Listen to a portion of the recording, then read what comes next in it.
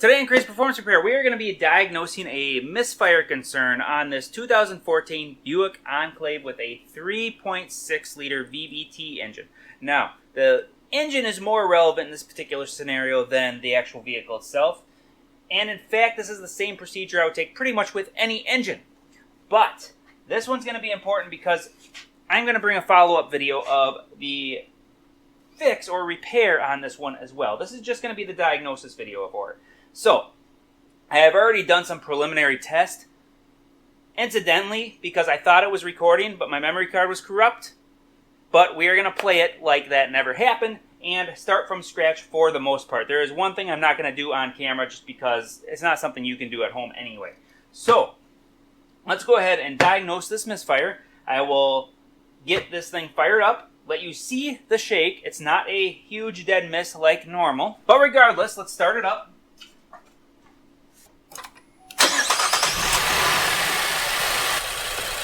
Now, if you look at this thing, it's got just a little bit of a shake to it, just a real small shimmy. This is not a completely dead misfire. The cylinder is firing, but it's very, very weak. In fact, it's almost like there's a couple of weak ones, but I'm not totally positive on that yet until I explain a little further in the video. So, let's get the scanner fired up, and this is what you're going to want to start with when you try and diagnose something like that. First, pull codes, of course. I'm just going to tell you the codes because I've already done that. This one has a P0300, which is a generic misfire code, random misfire code, which means the engine or the ECM has not detected which one is actively misfiring yet. So what we need to do is figure out which one's misfiring. Since we don't have an active misfire per the codes, we're going to actually look at misfire data on live data of the scan tool. So this is my scan tool. Many scan tools are very, very similar, but this is just the one that I have. We're going to go ahead and go to misfire live data.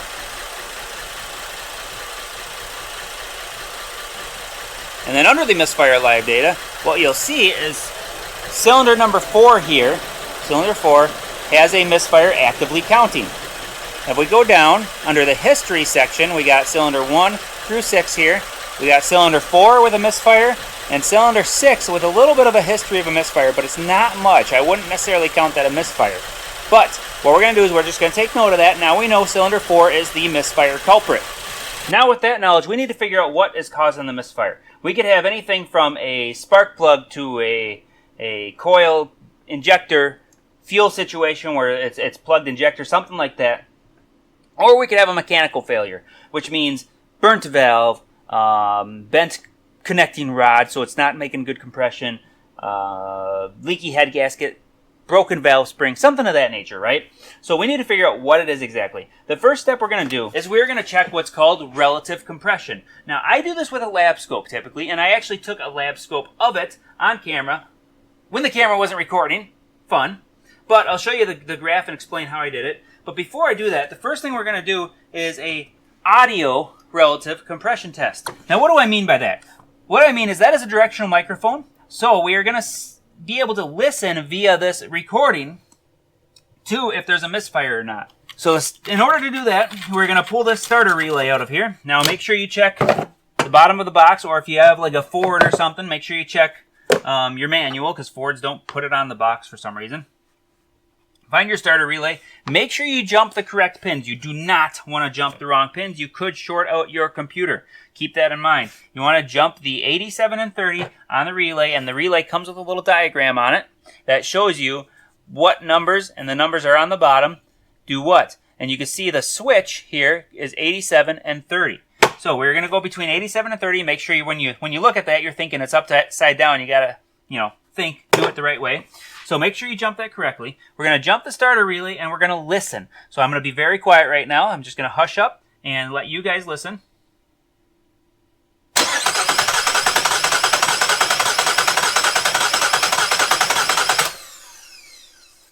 Now, as you're listening, you can hear a... It's got a skip in there, right? It's skipping a beat. That means we have low compression on a cylinder. No reason to break out the compression gauge. We already know we have low compression on a cylinder. And we already know we have a misfire on cylinder 4. Put the 2 and 2 together. Cylinder 4 has lost compression. We need to diagnose that. Now, on engines, I'm going to say GM. Most manufacturers, actually. Ford is different. Most manufacturers, cylinder identification is cylinder 1 starts on the first forward bank. That's all manufacturers. On the first cylinder forward, so the first one on the crankshaft. These cylinders are offset in a V engine. Now, this engine is like this. So the back bank is going to be cylinder 1, 3, 5. On a Ford, it'll be 1, 2, 3. On a GM or pretty much any other manufacturer, 1, 3, 5. And this is going to be 2, 4, 6, since this is a 6-cylinder. So we need to find cylinder 4. Cylinder 4 is going to be the center cylinder, 2, 4, 6. On this side, we're going to go ahead and pull all these coils, unplug them, and take the coils out. But before I do that, I'm going to do the lab scope thing for you here and show you what I did. Basically, I took an amp clamp, put it around the power cable that feeds the starter, and measured the current going to the starter. And when measuring the current going to the starter, I graphed it with my lab scope.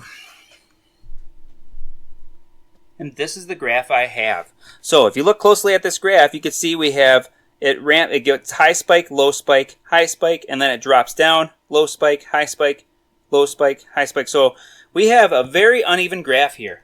Now, if cylinder 4 was the only cylinder low on compression, we would have a different graph than this. We would have basically, starting at the low cylinder, we would have a low spot on current. We would have a low spot, then directly after that would be the highest peak of all the cylinders, and then the one directly after that, the next spike, would be slightly lower than that, and the rest would be consistent until you got to the low spot again, and it would repeat. So you'd have one low, one high, the rest all the same. It'd be 4 more that were all the same, and then it would repeat. So you'd have a total of six compression strokes during that 2 revolutions, or whatever you want to call it, that revolution. So, considering that graph does not look at all like that, that tells me we have more than one cylinder with low compression, but the other cylinder is not quite low enough, so it still fires. We need to decipher which cylinder it is that's also low. But before we do that, let's find out what's wrong with cylinder 4, because we know cylinder 4 is causing an active problem. Next step is going to be a cylinder leak down test. We are going to pressurize the cylinder to figure out where it is losing its compression. And in order to do that, we have to have the cylinder on top dead center compression stroke. So I will show you how to do that here. Oh, this guy actually left some bolts loose for me. How convenient. Because he did some testing himself, but he just didn't know how to get further in the testing. He's not as advanced, obviously. Otherwise, he wouldn't bring it to me.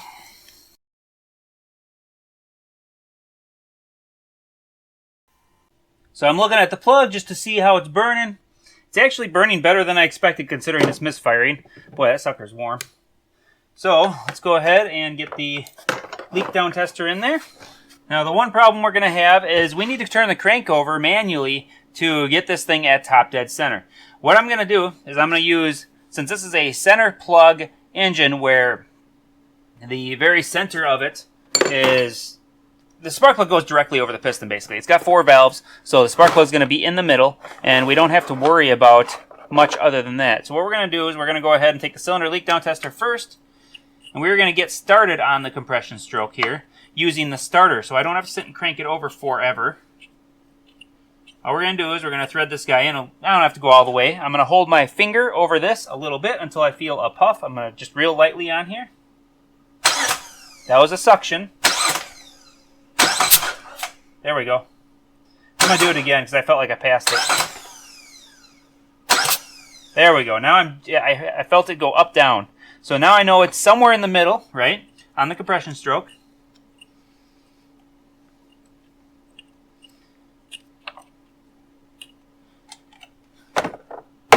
Now we got to take this extension. It's got a soft point. There's no sharp edges here. We're going to set this down in there nicely. Oh wow, that's actually really close to the top. Perfect. And then I got to get at the crank bolt and turn this thing over manually. And unfortunately, I can't access the crank bolt until I pull the wheel and tire off of here. So I got to get this thing up on the hoist. You could probably just use a jack stand at home, no big deal. There should be an access hole for me to get at the crank, and I will show you that as soon as I find it. Alright, so I found the access here. You have to just undo this flap here, and then you can get at the main balancer bolt. Some vehicles will actually have like a... It's in this rubber piece, but it's like a slots with a little hole in the middle, and you could push your socket through there and then access the crank bolt. This one does not have that because the frame rail basically is right in the way. So I actually have a swivel on the end of the extension here, so I can kind of tip it down and then get at it. And I'm going to be able to rotate it clockwise from here. So that's what I'll be doing. I'll get you guys to see the spark plug. So now we're going to be watching the socket here sitting on the piston, and we're going to watch for it to come up to the top. So it's going up. And now it's stopped. So I'm going to go a little past it. Oh, it didn't stop. There, it went up a little more. Now it stopped. Okay. I'm going to back up just a little bit.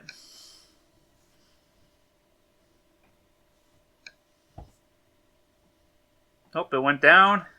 Trying to find that center spot. If you don't have it centered, the air pressure will push that piston right down.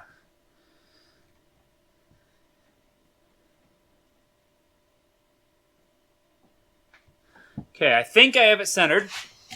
Now when you're doing this, you want to make absolutely certain you pull that socket out of that wheel well area, because if you don't have it perfectly centered and the pressure from the cylinder leak down tester actually pushes down on that piston, it could rotate your ratchet or socket or throw the ratchet or whatever across the room.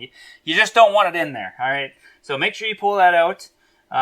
And of course, we're going to get the cylinder leak tester going here.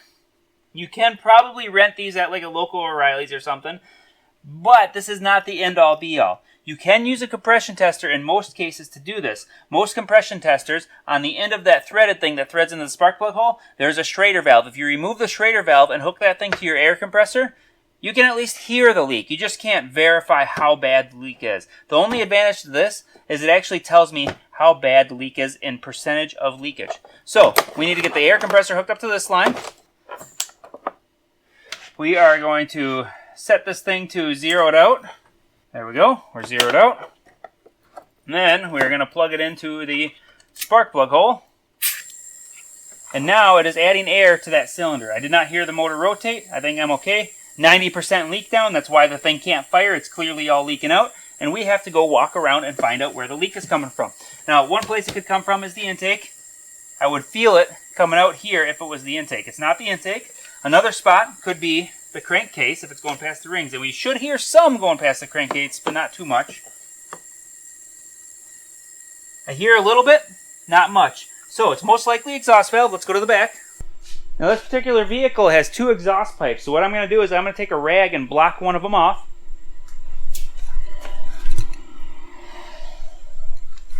This just so happens to be a wet rag. It'll probably work better for blocking it off. That's why I just grabbed that one. Figure what the heck. Now this exhaust is not independent, so this should work fine for checking. Oh, I don't hear anything. That's interesting. I'm going to put the mic right next to it. I actually can't hear anything coming through it, so we're going to take a lighter here. It's blowing the lighter a little bit. See how it's got a little bit of an angle? If I go out here, it's straight. If I go right here. So it's leaking a little bit, but it's not horrible.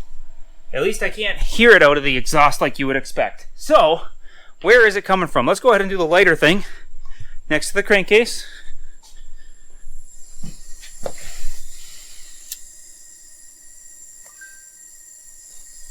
That was nothing. Let's do the intake.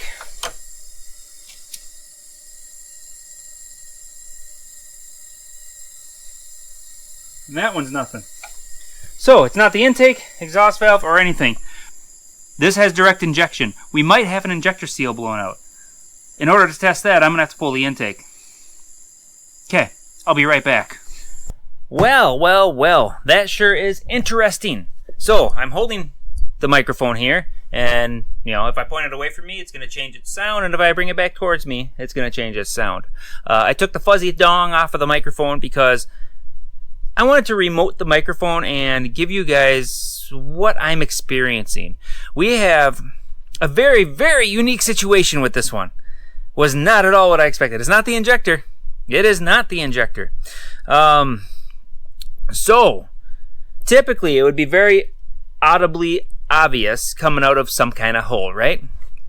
When I was listening, I heard a little bit out of the intake, not much, a little bit out of the exhaust, almost nothing, and a little bit out of the crankcase, pretty much nothing. All signs of it's sealed up. But the cylinder leak down tester gave me a 90% leak down, which means it's leaking horrendously, right? So, considering it thinks it's leaking horrendously, I better further investigate. I pulled the intake off, looking for the injector factor, because those direct injectors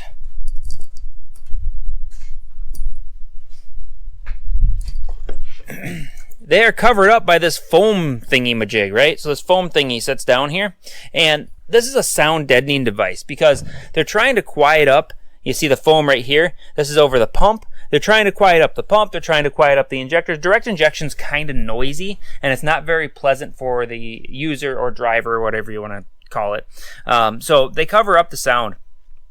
Well, if you have a leaking injector seal where it goes into the cylinder head, it's not going to be heard from the outside of the vehicle because that foam is in the way. So I pulled the foam out, pulled the intake, pulled the foam out, tried listening there. I had nothing. But what I did notice is I heard an awful lot of noise coming from this side over here, and I thought, well, that's odd. Why is it over there?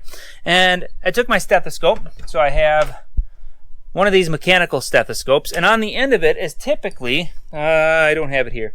Typically, there's a long spike or whatever. It's just a big metal tube, and you use that to touch against things to listen for noise. If you unscrew that tube, you basically have a cone hose that can amplify sound like wind noise or something like that, and you can just kind of aim it and direct it and find the noise. So I put this guy on, and I aimed it at the intake here, and then I went over here, and I heard it on this hole. I'm like, what the hell? That don't make any sense, right? Because this hole right here is for this cylinder right here. This hole goes with that cylinder, etc.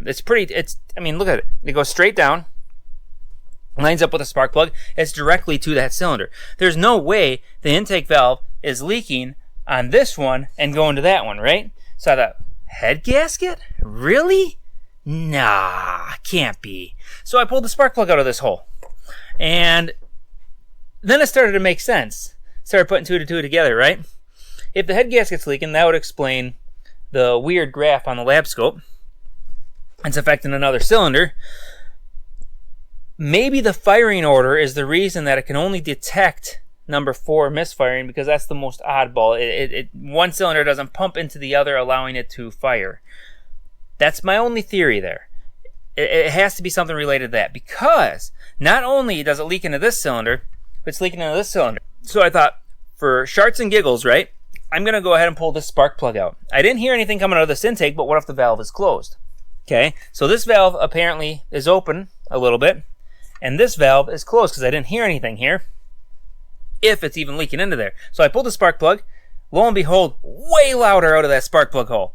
So let's go ahead and show you. Now what I've done is, instead of using the cylinder leak down tester, I've gone directly to the air compressor. The reason I'm doing that is because I want more volume, because this thing leaks so bad at 90%, the regulator inside this thing is actually restrictive at that point. So I have removed the regulator from the equation, and I'm going directly to this guy. And hope you guys aren't getting clicking every time that deal touches something.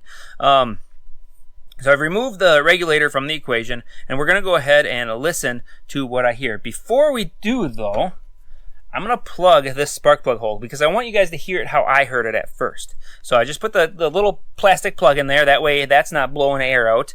And we're going to hear it from here first. So go ahead and plug this guy in. The air compressor just shut off, so we should have air for a little while without compressor. Okay, now I'm going to turn the mic around. I'm going to sound kind of funny, but you hear the leak? So now, because of the way I'm doing this, you can actually see which direction the microphone's aiming. Okay, so you heard those leaks. Now, we're going to pull this off, and I'm going to pull it off with the microphone aiming at it. Wow! What a difference, huh? So, this particular scenario is actually a warped cylinder head. And what we have is a, I can't say banana because it's not this way. You know, cylinder head lengthwise is this way. This cylinder head is warped this way. It's concave. How can that happen? I have an explanation. Hear me out. All right, so put on your imagination caps for a second here. We have just a plate of steel. We're going to pretend this flat surface is a cylinder head. So, for example, you know, you got combustion chamber. This is a V6, so we'll do it this way. And then you got 4 valves per cylinder with a spark plug, right? So, this is our cylinder head, right? If we are going to cut this with a machine, it's going to lay this way, and the machine is going to come across and cut it. Now, what they use for a machine to cut these things is something called a fly cutter or a CBN machine? Something like that, right? Anyway, basically it's bigger than the cylinder head surface. This doesn't really fit. Boy, did I come unprepared.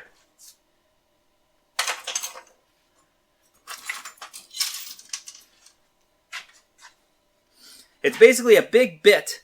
It's got a little carbide on here. Sometimes they have multiple going around. Sometimes it's a single one, whatever. It's carbide, and it cuts it, right? Over in Mexico, they still use a lot of the grinders, where it's actually a stone that they're rotating. Regardless, it's a cutter of some sort. It's a big round thing, and it spins, right? This is a piston, so it's supposed to go up and down, but never mind that. We got a cutter, and it's rotating like this, right? If they have it flush with the cylinder head, as it's coming across, it's going to leave a back cut here because the front is going to flex a little bit and it's going to leave a back cut. It's going to look ugly.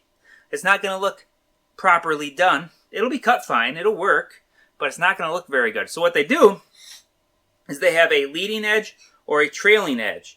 And depending on how much they tip this, it will leave a leading or trailing edge. Now, if the machinist doing the job tips this a bit too much, you look at this circle here, I'm going to an extreme example, right? But if he tips it too much, it's going to cut the center a lot more than it's going to cut the outsides.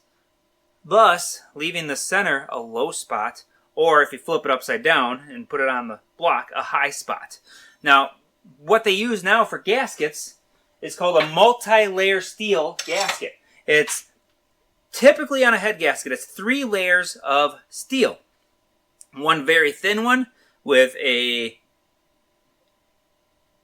pressed or embossed. It basically creates a raised section around the fire ring area. And then they have raised sections wherever there's coolant passages, things like that. Then they have a thick layer. That thick layer is a big stainless sheet that's just punched out wherever it needs holes.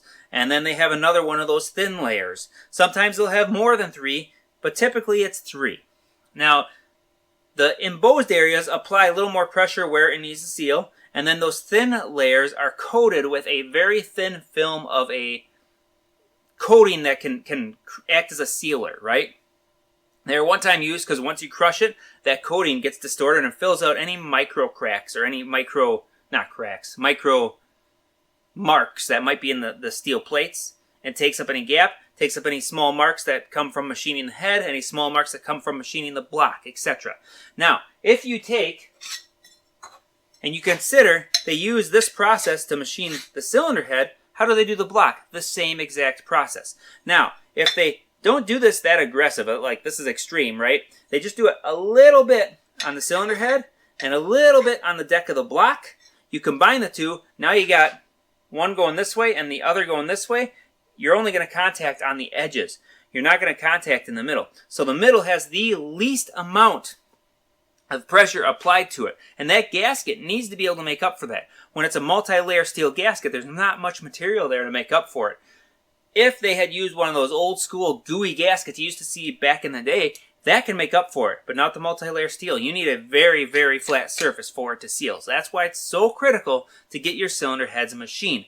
Now, I am going to have to pull the cylinder head off on this thing, so I will be bringing another video forward to show you exactly what happened.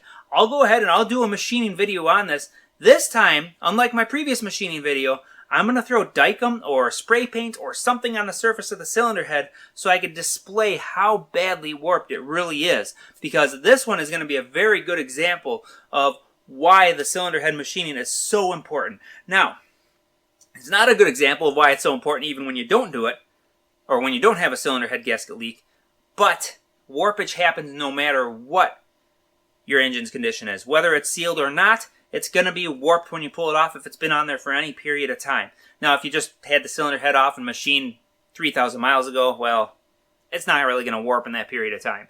But if it's been on there 20, 30, 40, 50, 100,000 miles, it will be warped. I guarantee it. I promise it. There's no ifs, ands, or buts about it, because metal stresses and fatigues and moves around over time.